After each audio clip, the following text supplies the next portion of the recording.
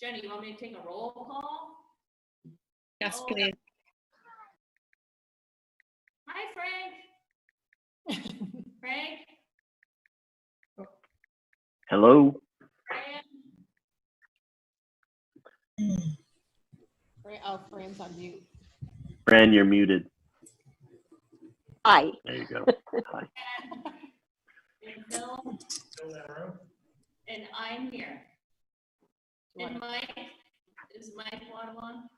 So I heard from Mike this morning. He's driving back from Pennsylvania. He said he was going to try to be home in time to do this, but. Okay. Do you want us to? Oh.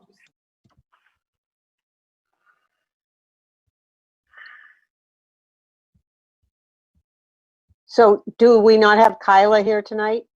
I'm here. Oh, I don't see you. Sorry. No, we're not, I'm not on. Oh, So Okay. my name is Tanya Orlando, and I am the new principal at Plymouth Elementary School, and I'm extremely excited to be here tonight. welcome, Tanya. Happy to have you. Thank you. Excited to have you. I am Kyla Welch, superintendent as of a week ago. Congratulations. Congratulations. Happy to continue working with all of you. We also have Kelly Carey here. She's from a distance. She's across the room. We can't have too many computers going in the space we're in, so that's part of what's going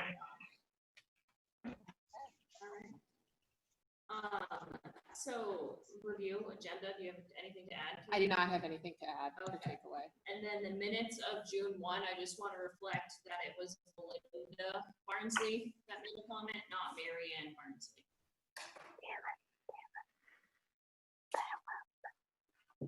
And then if someone wants to make a motion to approve those minutes. I'll move that they be approved as written with the correction as stated. Perfect. All right. Yeah, thank you, Phil. And then we have to have roll call. So Fran? She's muted again. Yeah. You can shake your head. I heard that even without the mute being off. Here, or whatever. Okay, thanks, Fran. Yes. So, all right. Privilege of the floor, number 1. Is there anyone on Zoom that would like to speak? Thanks for coming, by the way. Yes, Karen. Oh, there's Karen. Yep.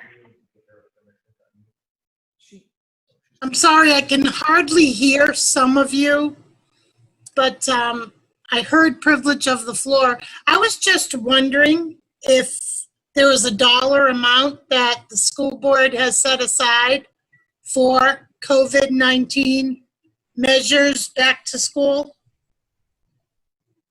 So I can speak a little bit to that, Karen. This is Kyla. Okay. We have purchased enough. So at this point, we pre-purchased a lot of PPE equipment just in case. So we have enough. Do you hear me all right? No, you're really not coming through. Do you hear me now? That's much better. Thank you.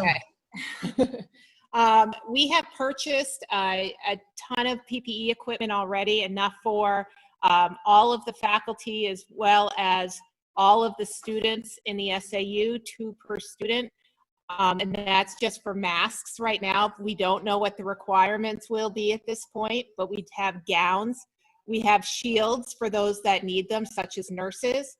We also have the plexiglass that is available to go around where the secretaries are, or receptionists, to help protect. I don't know if I'm missing anything right now. We have a list of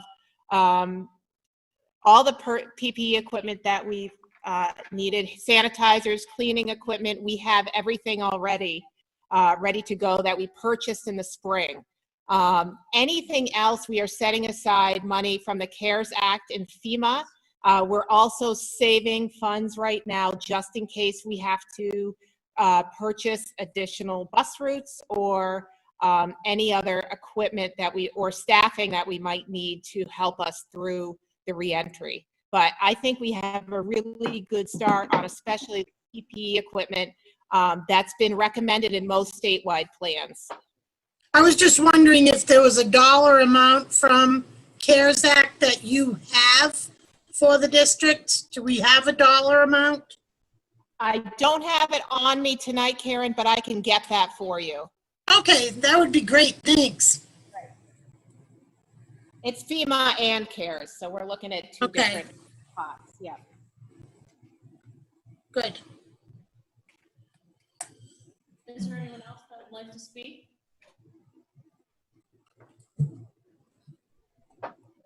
Okay, we're gonna move on to Tanya's first principal report. Welcome. Well, thank you. Try to speak into the microphone, which is a little bit awkward because I'm going to have my back to you all. But I want to make sure that people at home can hear me. So I've been here for 4 days in the building. So, but I do have a number of things I wanted to speak to. First of all, I wanted to talk about the projected total enrollment. We are looking at about 382 students. There will be 50 students we expect in kindergarten, 42 in first grade, 39 in second grade, 29 in third grade, 43 in fourth grade, 42 in fifth grade, 44 in sixth, 46 in seventh grade, and 47 in eighth grade. And the range of the class size is between 12 and 17 for all of the class sizes. I wanted to speak about one of my goals in the building, which will be the positive school culture and continuing the long-standing tradition of the focus on school culture in the building. We will have a theme each month that will be the focus for the building that the Kelly and I as administrators will obviously take the lead on, but then there will be work in each wing and in each classroom around that theme. Themes might be perseverance, zest, optimism, and our first theme will be empathy. So during September, we will be working on both the connection of empathy and then how do you understand another person's experience. I wanted to give you an update on some curriculum highlights from the summer. One is that the Into Math curriculum has been purchased and all of the faculty members who will be teaching math participated on June 9th in a 2-hour webinar, and Kelly and I participated in those as well. There will be some follow-up work from that webinar. Nancy Stock, Kelly, and myself will meet with Heather Goodwin, who's a teacher over at Holderness Central, who piloted the program this year, to have her possibly come in and run a mock lesson for our faculty so they can see that in action. And Pam Martin has been really instrumental in that work. She also has implementation guides that the faculty will be using for that work. Secondly, under curriculum, I wanted to let you know that you hired Sarah Thompson as the reading and writing specialist. I participated in that process a little bit in the spring. She and I will be meeting with 2 other district reading and writing specialists on Wednesday morning, just looking at best practices, as well as intervention and sort of the structure for Plymouth Elementary School. Under social, emotional, behavioral health, obviously, there's a reentry task force that Kyla and I will speak to later in the agenda, but there's a subcommittee as a part of our SAU task force that's really focused on the social emotional health of our students, and we'll be working with that group around what we do for all of our students and our faculty when we come back in September. But we'll be looking at getting some baseline information from kiddos about how they're doing and what they need and how the family thinks they're doing and what they need. I wanted, under student information and student shoutouts, which there are not a lot of right now because there aren't students in the building, but I wanted to let parents know in particular that there were no student council elections in the fall, but we'll be holding those in the spring, but we'll be holding those in the fall. Under teachers and staff, I wanted to shout out the incredible work the faculty are doing this summer. They have many faculty members have volunteered to work on our reentry task force and are spending a considerable amount of time working collaboratively with us around what the plans will be in the building. And Karen McLeod and Edna Miller and myself will be meeting this week with Kelly Carey. They are as you know, the presidents of the teachers union, and we are going to sit down and work together for how the guidance will be implemented here at Plymouth Elementary School. So I thank all of those faculty members for volunteering their time this summer. Under technology, I wanted to let you know John Ramsey, who's here tonight, has started. He's been extremely helpful to me already, so thank you, John. I also wanted to let folks know that we, as a district, will be moving to Google Sites for our buildings, probably later in the fall, but as we do that, both the school website will change and be updated, and our classroom websites will change to Google Sites. We will have a template for that for those sites and a real process and support for how we move in that regard, but they'll be consistent across team to make sure that it's very easy to access and that parents and students alike know where to find the information that they need. Under facilities, summer cleaning and maintenance is happening. The lighting project is underway, so that's going. There are no problems there. I did want to just mention, especially that I met with John Cormia, who is working for Gary right now, about putting in hand sanitizer units in between each of the classrooms. So where two classrooms share a wall, there'll be a hand sanitizing unit in the hallway between those two units. We'll also do hand washing, but I did want to just mention that under facilities. Under some other items, I wanted to specifically thank Julie Flynn. Her strong communication with me and support during the transition was phenomenal, and she was just amazing with me. She completed class assignments, did a school schedule. We met multiple times to discuss many issues. So big thank you to Julie. Under recent events, I don't think you've met since the graduation. So the graduation went without a hitch over at Plymouth Regional High School. Kelly did an incredible job organizing that, and it was really wonderful. Thank you to Plymouth Regional High School and the police and the fire department for the support during that event. Extended school year and summer school are wrapping up here pretty quickly, and they have gone very well. We continue to have concerns around students who are not attending because of the remote. And that's just an issue that we're going to have during remote learning, and it's something we also need to work to change. So Megan Babbitt and Nancy Stock both worked on that. Parks and Rec Summer Camp started today, and they have implemented a pretty amazing program to screen children as they come in and to teach the children around physical distancing. We're changing the language from social distancing to physical distancing because we really want kids to be social, but we want them to physically be distant. And so I'm working on changing that language in my brain.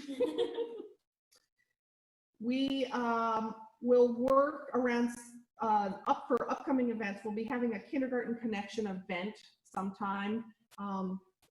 Mrs. Carey and myself will need to work on when that is exactly. The idea is that we'll hold it outside with kids so that it will be a very safe situation for everyone. I wanted to update you on my preliminary goals for the building for my first year, and then get some feedback from all of you around goals that you would like to see for the building. So my goals initially are to manage the response to COVID with transparency and guidance from experts, lead and inspire a culture that is positive, specific, and student-centered, develop open communication with parents, students, and staff, implement the Into Math program with fidelity, and bring the reading and writing specialists on with plans that are based on best practice and doable for a K-8 building. So I wanted to know, that's sort of an overview of how I plan to do my monthly principals report. If you'd like something else included in that or that to be done differently, I'm really open to that feedback, and just let me know. And I'm wondering if this group, either tonight or later, have any other goals that they would like me to include in the work that Mrs. Carey and I will do this year. So even if you don't have those for tonight, I welcome the input into what you would like us to be working on. Does anyone have a response to that? I think I appreciate what you've prepared for tonight, and I think that once we kind of get into the school year, I suspect it will change, but I'm sure we'll feel comfortable asking if we need more information. The student enrollment was a bit of an issue for a while, and I appreciate those numbers. At this point, I don't know if it's a legacy that we need to carry, but it's nice to have updates, but I wonder if quarterly updates would be sufficient I think so. rather than monthly. Unless for some reason you see a, large influx in numbers and Yeah, Change. I think Julie was great in responding to a more immediate response to that, but I'm not sure that we can do. Can I ask, who's speaking? I can't see them. Fran, it's Phil. Oh, okay. I can't see. I don't know why it's not showing up on. I'm pretty far from the microphone. I apologize. So Phil is No. just saying he doesn't see a need to report out student enrollment every meeting, but just to go quarterly instead in case it becomes an issue. Okay. Thank you. But if other board members have input and would like to see them, monthly, that would be fine. That's my perspective. Brandon, Frank, do you agree with that? Frank? Hang on. Yeah, I think quarterly would be fine unless we see an uptick in, a particular class or something that we need to pay attention to. I would agree. If it's something that seems like we need to know it, yeah. That we're concerned, that might be that something we'd be concerned about or have to take action on in regards to staffing, etc. But otherwise, I'm fine with quarterly. I just want to comment to the chat feed and say, we know that the sound is very hard to hear. And if we're going to continue with hybrid, we'll figure out a way to manage that in the future. I'm not sure we can fix it for tonight, but we will. That's better. In the future.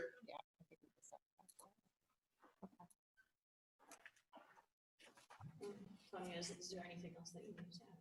So, updates. I just have some quick stuff on that. Do you want to switch with Tanya? Yeah. You have to speak right into this computer. You almost have to turn. Yeah, good evening, everybody. How are we? So just a few quick updates. We don't have too much going on right now, obviously, in the world of athletics. But our fall sports schedules and information are all posted on the PES website with the hope that our coaches and our kids will all be back and participating in late August. Our coaches nominations were going to take place later in the August school board meeting. And at this time, I think we've got just about every fall coaching position filled, just waiting on a few more. Participation numbers aren't firm, obviously, at this time, but as I continue to get more paperwork coming in, we'll have a better idea on that. And sports physicals right now are currently scheduled to be offered at Plymouth Elementary on September 24th in our nurse's office. Just on another note, I know Tanya and Kyla had mentioned the task forces earlier. So there's one out there for athletics and co-curricular. We've started in those first phases of developing guidelines, and we're currently using resources such as the National Federation of High Schools, the New Hampshire Interscholastic Athletic Association, the CDC, Academy of Pediatrics, Department of Ed, New Hampshire Safe, just to name a few. So, and we'll be meeting again as a task force tomorrow. In terms of safety updates, our PES Emergency Management and Crisis Plan is currently under review. It's been sent out to both Chief LaFave and Chief Morrison for their input, as well as gone out to the safety committee members. Our final board approved copy will come about again in August, and that is due to our Department of Education by September 1st. So I do have a hard draft copy here for board members, and I can email that out to those of you that weren't in here in attendance physically tonight. And again, just to add to Tanya's comment about the graduation, I also just want to take a moment and thank, there was just a good village for sure to make graduation happen, and really appreciate the support of our faculty and staff helpers, the PES front office secretaries, all of our parents, Pammy Baker TV, John Scott Sherburne, who took our photos, the PRHS administration, SAU administrators, and our custodial crews from both the high school and Plymouth Elementary, Kylie Cap, and of course our Plymouth Police and Fire departments. And finally, obviously, to all of you as school board members for the final approval. It was nice to be able to have some closure and a great day of celebration for our kids. And we wish them all the best next year in the high school. Thank you.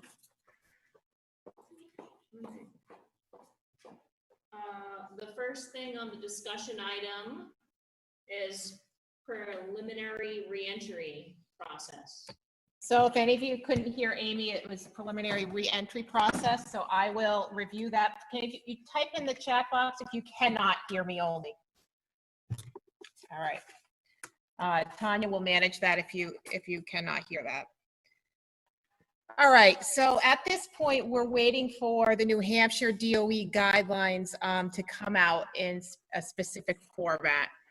We have started task force, SAU 48-wide task force, to gather resources to hand out to the schools when they begin their own reentry within our buildings. So as you know, we are made up of several districts in several different schools, and it's not a one-size-fits-all model.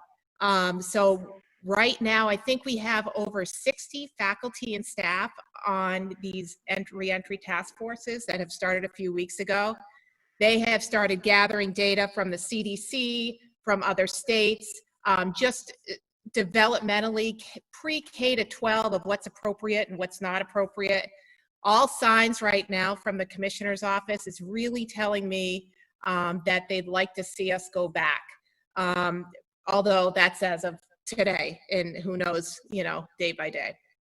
My understanding is that they're going to require schools to develop 3 different models, one being fully in reentry, the other being a in-school but support for remote learning. And again, this is not all fact at this point. This is just kind of what I've heard from the office. And then the third option would be a robust remote learning in case there is a school closure again at some point. So what we're doing right now is, I think I shared at the last board meeting, we sent out several surveys at the end of the school year as far as how remote learning was, where people saw our strengths and weaknesses were, and really what's their biggest hopes for next year, as well as their concerns. And I would say, looking at the SAU, and Tanya has all the data for Plymouth Elementary, the majority do want to see kids go back in some fashion. But there is a cohort of folks that are very nervous and do not want to send kids back unless there's a vaccination. So I think the guidelines will address both scenarios, although I'm not sure because I haven't seen them yet. My understanding is that they will be released sometime this week, which is very hopeful because we need to get moving on it. And it's a 30-page document from my understanding of specific guidelines just across the board as far as what's expected. On our SAU 48 task force, in addition to educators, we have local pediatricians, nurses, doctors, school board members, and other community stakeholders to assist us in gathering these resources. Each principal within the next few weeks will be reaching out to their union leadership as far as a board member representative, possibly any other community stakeholders like the health official for the town or any other support staff that would be helpful in the reentry, such as custodians and whatnot, and all of the administration, to plan specifically for the building. And then they can use the resources from the SAU task force. For instance, there'll be a whole section on transportation. So when you get to transportation, you could pull out the resources and say, what is going to work for us? How many kids do we have? What are the requirements? Okay, this is what we'll do.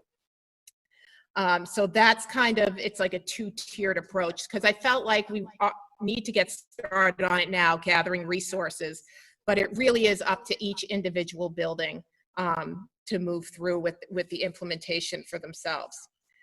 We have 5 principles we're basing our reentry on, and the first one is student, staff, and community safety will be our highest priority guiding every decision. Number 2, SAU 48 actions will be guided by medical and public health officials along with risk and emergency management collaborators. Number 3, in-person learning with teachers, classmates, and colleagues is the most effective type of learning and teaching. Remote learning, this is number 4. Remote learning provides growth opportunities that will untimely augment in-person instruction, but remote learning is not equal to in-person instruction. And number 5, the framework must be flexible and adaptive to changing community needs and shifting epidemiological, sorry, the data. I need a drink of water after that. So as far as timeline, I want to be transparent with all of you. I will be sending out a video message this week just saying we are in process of thinking about it because we're all anxious to get moving.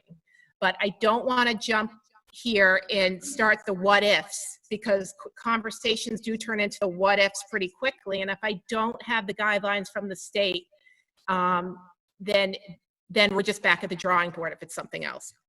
So it will be a quick turnaround. So I'm going to ask the board tonight to schedule another board meeting for the last week in July if possible.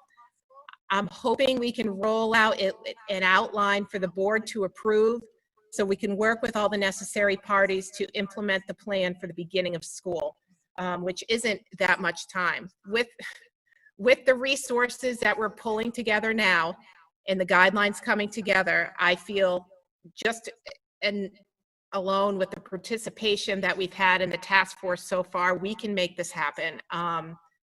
Like I said, it just depends on how many kids they allow for us to have on the bus, what the capacity is for the classrooms, what we allow for remote learning and in class. There's just a lot of logistics that we have to review, not only with the teachers of what's going to work, as well as the admin, and then again, you as the school board will have to approve it.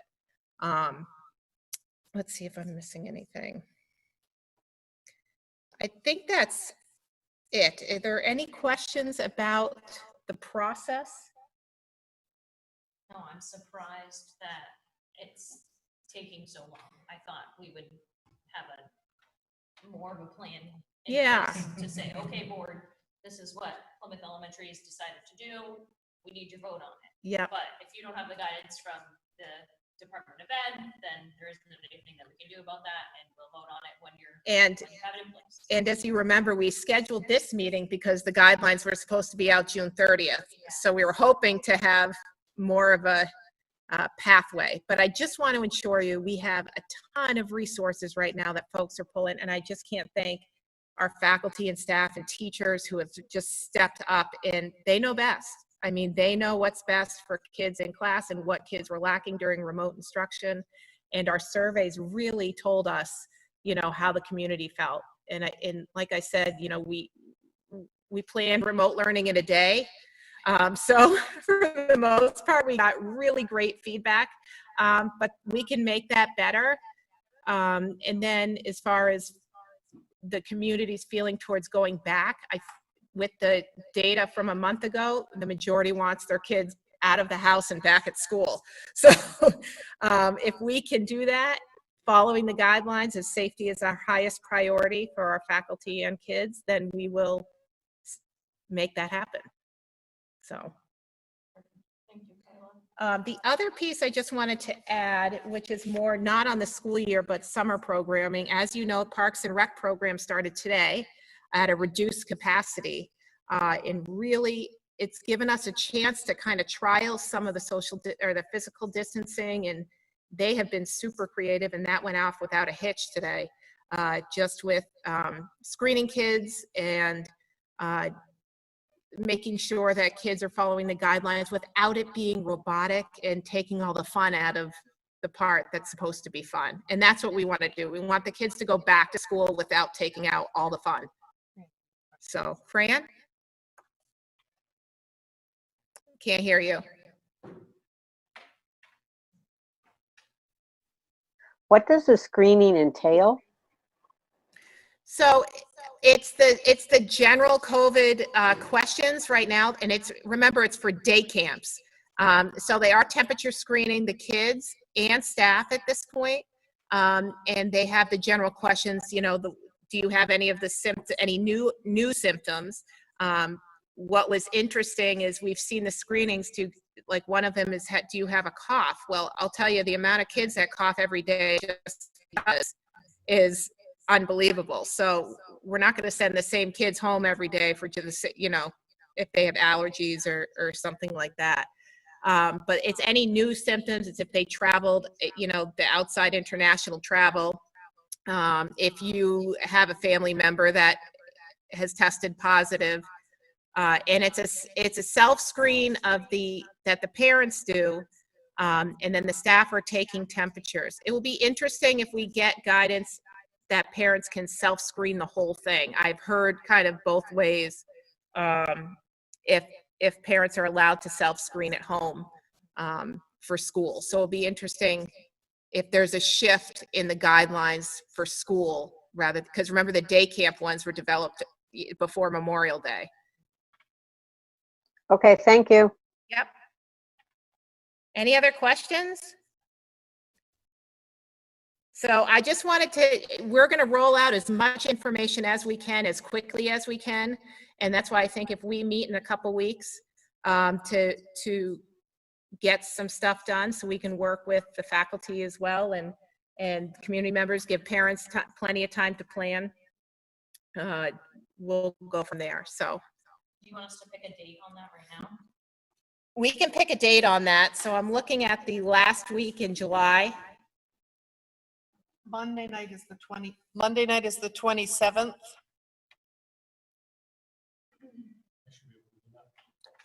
Fran gives us a thumbs up. Do you want to do a 5 o'clock or 6 o'clock? 6 is better. 6, okay. Yeah, 6 is better for me as well. So Monday, July 7th. July 27th, sorry. Kyle, are we still planning on meeting the week after as well? That's I our would regular scheduled meeting. I would say no, we're not going to, because we won't be here. We'll have administrative retreat where we're gone for 3 days with planning. We can decide at that Monday night meeting if we need another meeting within the next week or two after that. Okay. Okay. Thank you. The other, one more piece. We are, Tanya is going to be working with Tom Morrison, the health official for Plymouth, just to open up. We've had a lot of requests for facilities use, whether it be youth sports or adult leagues, or if it may come up how sometimes we have short-term camps. So we will be moving forward with that piece following the guidelines for those for youth sports or day camps. But I just want to give the board a heads up on that we'll be working with Tom at the town as well. Yep. So you'll see more activity. We've opened up most of campus with the same restrictions. So just getting back to it.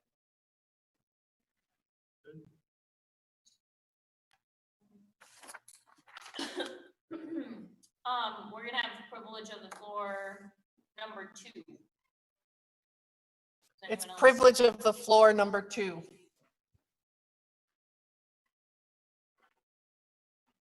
Any chance? I don't know. Okay.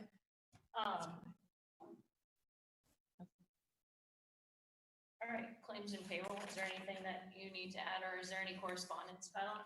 No. Okay. No claims and payrolls, electronic, and there's no correspondence. Okay. And recognition and awards. So that doesn't need to be reviewed. That was from last month, actually, so I'll take it off for the next one. Okay, so can I have a motion to go into non-public? So moved. So Phil moved that motion. And it looks like Frank had his hand up for the second. So we'll take a roll call. Fran? Thumbs up? Okay. Frank? Yes. Phil? Aye. And me. Thanks.